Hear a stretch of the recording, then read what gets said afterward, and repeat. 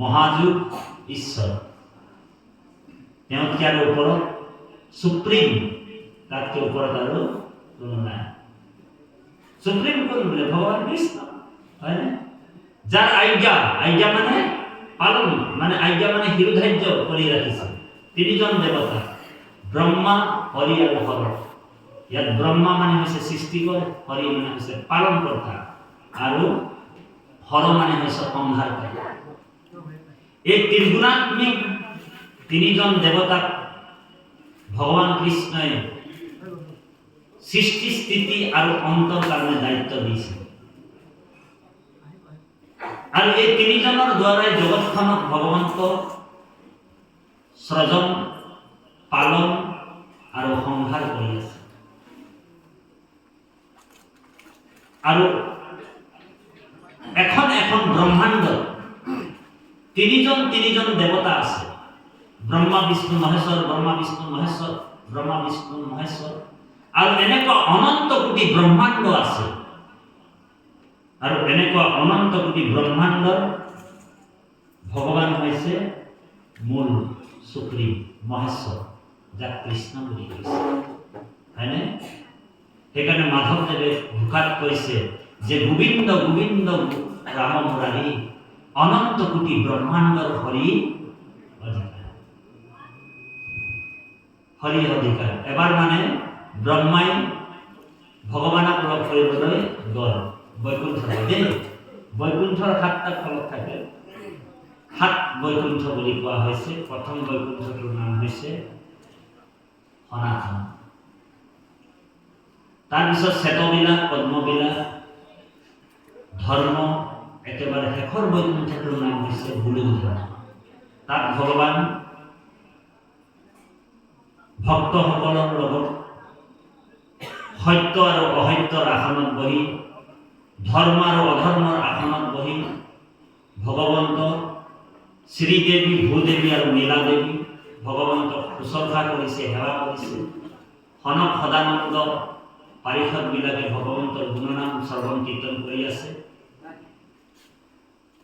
সেই গোলকধামত কেৱল ভকতেহে যাব পাৰিব যিবিলাক জীৱ আত্মা মুক্ত হয় সেইকাৰণে নাৰদক ব্ৰহ্মাই কৈছে এই ৰাম ব্ৰহ্মাণ্ডৰ বাজইটো কৃষ্ণৰ নগৰ কদাচিতো নহি নাখ জানা মুনিবৰ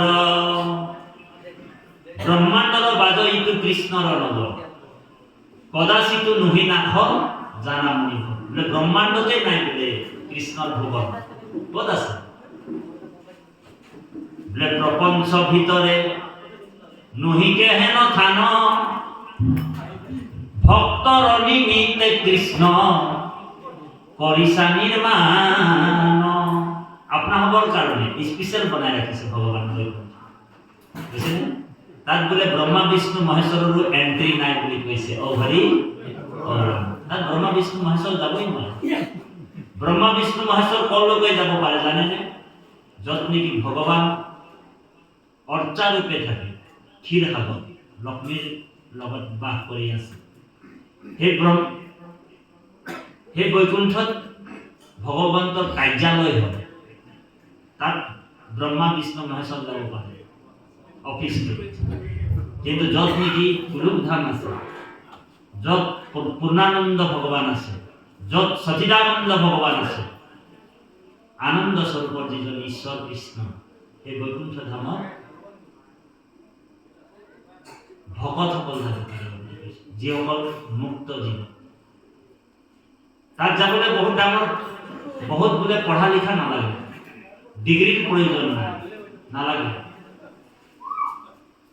উদ্ধৱ কৃষ্ণই ৰহস্য ভক্তিত কৈছে এই ৰাম মাধৱে বোলন্ত সখা এ শুনা কৰিছে দ পঢ়ে যেবে হবে শাস্ত্ৰ জানে চাৰি বেদ তথাপি নোৱাৰে মুক কৰিতে ভকতি নলবয় নৰ যেবে সন্তৰ সংগতি যত্ন কৰিব লাগিব সন্তৰ সমাজ বহি আজিৰ দৰে কৃষ্ণ কথা শুনিব কাৰণে। আৰু যদি এনেকুৱা আপুনি অভ্যাস কৰি লৈছে ৰামকৃষ্ণ নাম, তেনেহ'লে বৈকুণ্ঠটো বোলে খাটাং হৈ গ'ল। হৰি বহুত চেষ্টা কৰিব নালাগে, বহুত ডিগ্ৰী ল'ব নালাগে। উদ্ধৱে প্ৰশ্ন কৰিছে যে চাণ্ডাল কেনেকে তোমাৰ ভক্তি কৰে? অৰ্জুনে প্ৰশ্ন কৰিছে বোলে চাণ্ডাল কেনেকে ভক্তি কৰিব? মোৰ ভকতৰ কিয় জাত বিচাৰিলা, চণ্ডাল পৰ্যন্ত ভজি পাইবা মুকুতি। বোলে মোৰ ভকতৰ তুমি জাতি সুধিছা, বৰ গুৰুত্বপূৰ্ণ কথা, ধ্যান দিবা। মোৰ ভকতৰ তুমি কিন্তু জাতি নুসুধিবা, বোলে ই চণ্ডাল, বোলে ই আমুক জাতি, তামুক জাতি। ভাগৱতত দুটা জাতিৰ কথা উল্লেখ কৰিছে, বোলে হৰিক ভজয় যিটো তাকে বোলে জাতি, হৰিৰ বিমুখ যিটো হেৰিহে অজাতি। বোলে কৃষ্ণক ভজয় যিটো তাকে বোলে জাতি, কৃষ্ণৰ বিমুখ যিটো হেৰিহে অজাতি। যি ভগৱানৰ ভকতি কৰিছে, যি কৃষ্ণক ভজিছে, যি ভগৱানৰ ভকতি কৰিছে তাক জাতি বুলি কৈছে। আৰু যি ভগৱানৰ ভকতি কৰা নাই সেইজনক অজাতি বুলি কৈছে। আৰু জেনেৰেল ভাষাত তাক বৈজাতি বুলি কয়। হৰি ৰাম। আজি আপোনালোক আমি সকলোৱে জাতিত পৰি গ'লো। আজি আপোনালোক সকলো আমি জাতিত আছো, বুজিছে নে? আজি আমি জাতিত আছো। আৰু যিসকল ভগৱানৰ ভকতি কৰা নাই, ভগৱানৰ কথা নুশুনা নাই, শ্ৰৱণ কৰা নাই, কীৰ্তন কৰা নাই, ভাগৱত নুশুনে, সেইসকল অজাতি বুলি কৈছে দেই। তাৰপিছত ইয়াত কৈছে ব্ৰহ্মা গ'ল, গৈ কিনি বৈকুণ্ঠলৈ গ'ল। যোৱাৰ পিছত কি হ'ল? দুৱাৰীক লগ পালে, এনেকা জয় আৰু বিজয় লৈ থাকে। দুৱাৰীক সুধিছে যে প্ৰভু, দুৱাৰীসকল যে মোৰ প্ৰভু নাৰায়ণক কৈ দিয়া, কৃষ্ণক কৈ দিয়া যে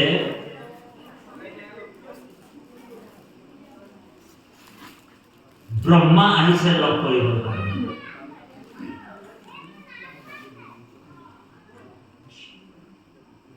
ব্ৰহ্মা আহিছে লগ কৰিবৰ কাৰণে। দুৱাৰীয়ে কৈছে ঠিক আছে, আপুনি ইয়াতে অলপমান দেৰি ৰখা, মই অকণমান ভগৱানক সুধি আহোঁ যে আপোনাক মানে আহিবলৈ দিব নাই।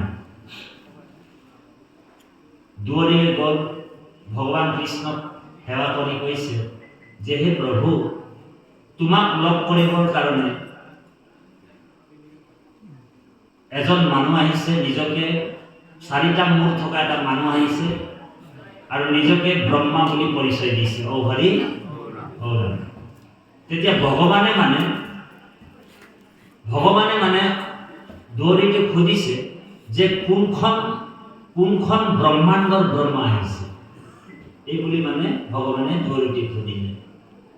তেতিয়া ব্ৰহ্মাৰ কাণত এই কথাটো পৰি গ'ল যে কোনখন ব্ৰহ্মাণ্ডৰ পৰা ব্ৰহ্মা আহিছে। ব্ৰহ্মাৰ সংশয় আহি গ'ল। ব্ৰহ্মা যেতিয়া ভিতৰলৈ গ'ল, বৈকুণ্ঠলৈ গ'ল, যোৱাৰ পিছত ভগৱানক স্তুতি কৰিছে। কি বুলি স্তুতি কৰিছে? হে ৰাম অগ্ৰতে খমিও দুখ, হে জগত নিবাস, হেন কৃপা কৰি মোক বোলাওত দুদাস। গৰ্ভতে থাকোঁত উদৰতে ঘালৈ পাৱে, তাৰ অপৰাধ নধৰে যে নমাৱে। তোমাৰ কুখিত আছো চৰাচৰ যত, আমি দুখিত কখমি উকদামো দৰ। ব্ৰহ্মাক ভগৱানে সুধিছে, ব্ৰহ্মা বোলে মোৰ সৃষ্টিৰ দায়িত্বটো বোলে ঠিকে ঠিকে চলি আছেনে? তো ব্ৰহ্মাই কৈছে বোলে ফাৰ্ষ্ট ক্লাছ চলি আছে প্ৰভু। কিন্তু কথা এটা বুজি নাপালো প্ৰভু। কৃষ্ণ কৈছে বোলে কোনটো কথা বুজি নাপালা? বোলে তুমি যে কৈছিলা যে কোনখন ব্ৰহ্মাণ্ডৰ ব্ৰহ্মা আহিছে বোলে, কথাটো বোলে মই বুজি নাপালো প্ৰভু। তেতিয়া ভগৱান কৈছে তুমি নাজানা নেকি যে তোমাৰ নিচিনা ব্ৰহ্মা অনন্ত কোটি আছে। তুমি নিজকে এজন এজন ব্ৰহ্মা বুলি ভাবিছা, তুমি এখন ব্ৰহ্মাণ্ডৰ ব্ৰহ্মা। তোমাৰ নিচিনা ব্ৰহ্মা অনন্ত কোটি আছে। মোৰ নিচিনা স্বৰূপ বিষ্ণু অনন্ত কোটি আছে। অনেক ৰূপ ৰূপায় প্ৰভু বিষ্ণুৱে নমো নমঃ বুলি কৈছে। মই অনেক ৰূপত ৰূপায়িত হৈ আছো, আৰু যিমান বিভূতিবিলাক চব মই, হয়নে? গীতাত অৰ্জুনক কৈছে, হে অৰ্জুন, যিমান চৰাচৰ বিভূতিবিলাক চব ময়ে হয়, মই নাৰদ, মই অৰ্জুন। যেতিয়া মই অৰ্জুন বুলি কৈ দিলে অৰ্জুন খং উঠি গ'ল, প্ৰভু আপুনি কেনেকে অৰ্জুন হ'ব?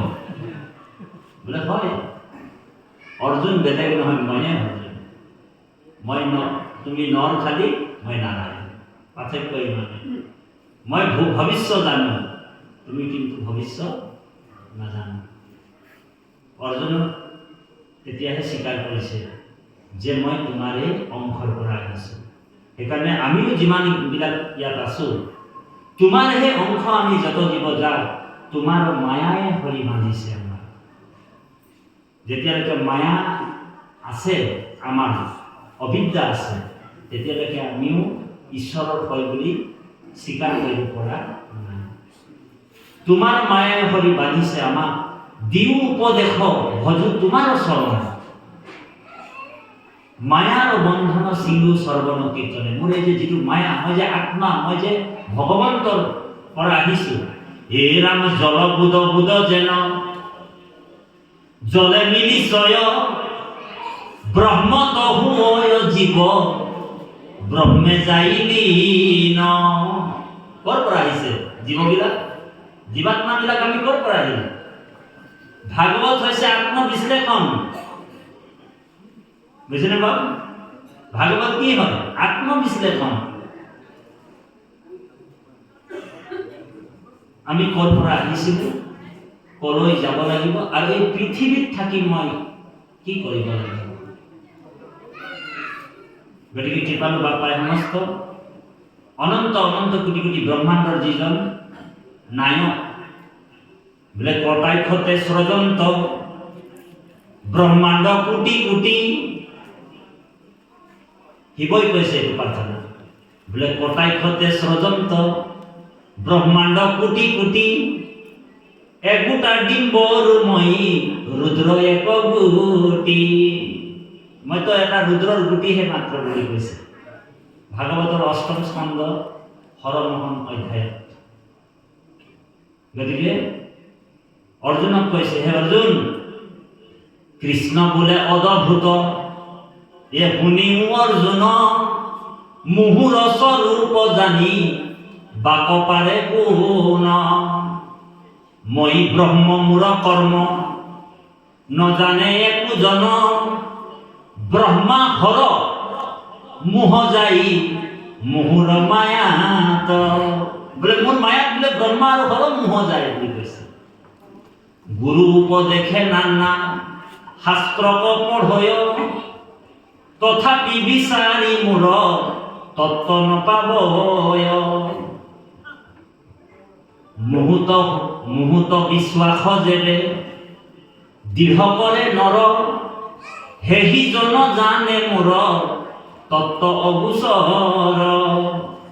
বিশ্বাস নভৈলে তাৰ এ নুহে অনুকূল, শাস্ত্ৰ পঢ়ি নপাৰিবে কৰিতে একো মূল।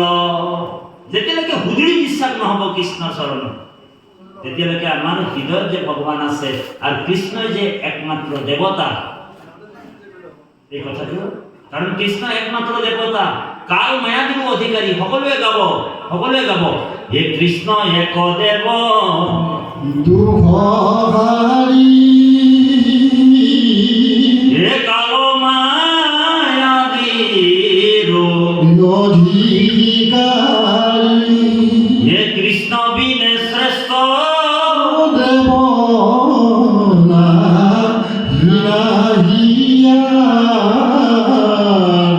হে সৃষ্টি স্থিতি অন্তকাৰী দেৱ, হে তাণ্ডৱী নাহি কেব জানিবা বিষ্ণু হে সমস্ত জগতে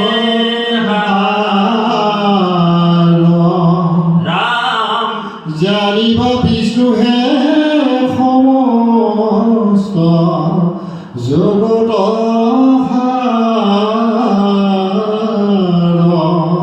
গতিকে কৃষ্ণ এক দেৱ দুখ হাৰি কাল মায়াদিৰো অধিকাৰী বুলি কৈছে। আৰু কৃষ্ণৰ ওচৰত যদি যোনে শৰণাপন্ন হৈ গ'ল, যিজন শৰণ ল'লে কায় বাক্য মানে শৰণ, আপোনালোক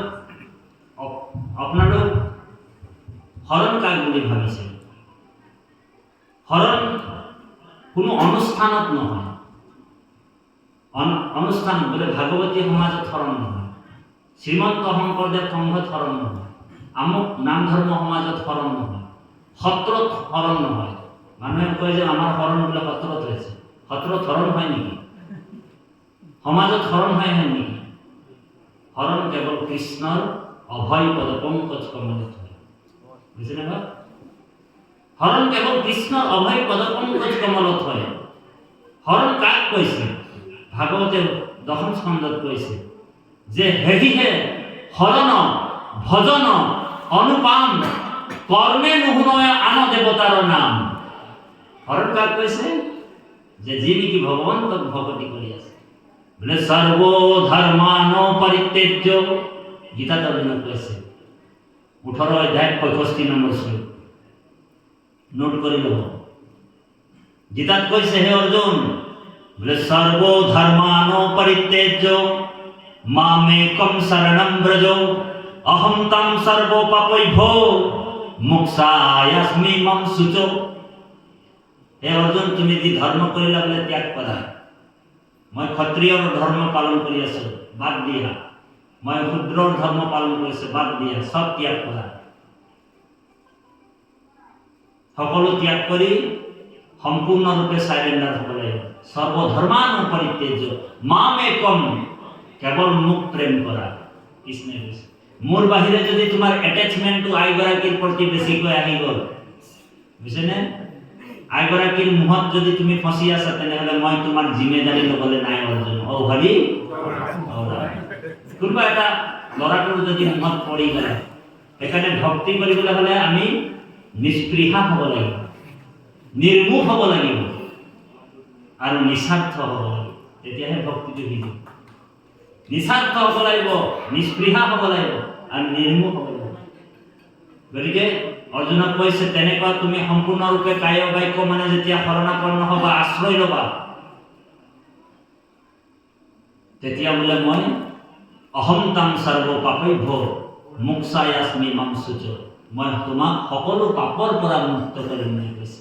অৰ্জুনক কৈছে হে অৰ্জুন, আজিৰ পৰা বোলে মই তোমাৰ সকলো পাপৰ বোলে ঠিকা লৈ ল'ম বুলি কৈছে কৃষ্ণ। ঔ হৰি গতিকে কৃপালু বাপাই সমস্ত সেইজন পৰমাত্মা